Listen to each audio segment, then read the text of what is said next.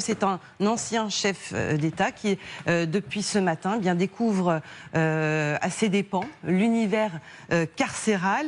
On va voir comment va se passer son quotidien en prison. Guillaume, peut-être déjà à commencer par l'endroit où il va être, le plan de sa cellule. Alors l'endroit où il va être, c'est une cellule de 9 mètres carrés. C'est une cellule comme 15 autres cellules dans ce quartier d'isolement dans lequel est placé aujourd'hui Nicolas Sarkozy, avec une douche, un lit, un meuble, des fenêtres évidemment pour regarder à l'extérieur, un téléphone qu'il pourra aussi utiliser quand il veut, un téléphone fixe. Ça, c'est pas le cas pour tous les détenus? Si, c'est le cas pour tous les détenus. Ils peuvent appeler en fait des numéros qui sont validés par l'administration pénitentiaire, et donc ce téléphone il va servir à ça. Il pourra aussi, ce qu'on appelle dans le milieu carcéral, cantiner une télévision et un frigo, c'est-à-dire payer chaque mois 14 € pour obtenir une télévision et un frigo. Il a aussi des plaques chauffantes s'il veut faire. Il a des bons de commande, c'est ça? Exactement. Qu'est-ce qu'il a emporté avec lui? On a beaucoup parlé de ses fameux livres, notamment. Alors évidemment, il y a les livres, il y a aussi, donc il a parlé de 2 livres, la biographie de Jésus-Christ et le Comte de Monte Cristo en 2 volumes.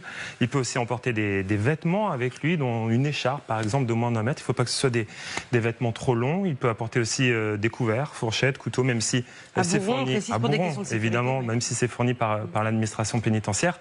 Et aussi des photos, et on sait que ce week-end, Carla Bruni a publié sur les réseaux sociaux les photos que Nicolas Sarkozy allait emporter avec lui dans sa cellule. J'en reviens à l'écharpe. Je crois que l'un de ses avocats a dit aujourd'hui qu'il y avait aussi des pulls parce qu'il fait froid en prison. On parle souvent du délabrement de certaines prisons françaises. Effectivement, alors la Santé, c'est une prison qui a été refaite récemment, donc elle est relativement moderne, mais effectivement, il peut amener avec lui des vêtements, ce qu'il souhaite.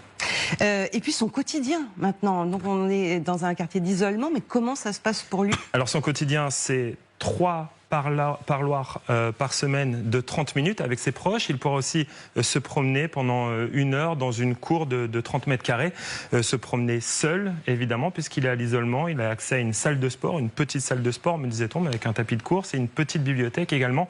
Ces 3 activités, la promenade, l'accès à la salle de sport et la bibliothèque se feront seuls puisque pour des raisons de sécurité, Nicolas Sarkozy est placé à l'isolement et donc les seules personnes avec qui il va être en contact, ce sont les surveillants pénitentiaires. Merci beaucoup Guillaume. Promenade d'1 heure par jour seulement quand on a vécu en tant que Français les nombreux joggings de Nicolas Sarkozy. C'est vraiment un homme privé. C'est un homme privé de liberté aujourd'hui. Oui, comme tous les détenus. D'ailleurs, peut-être un des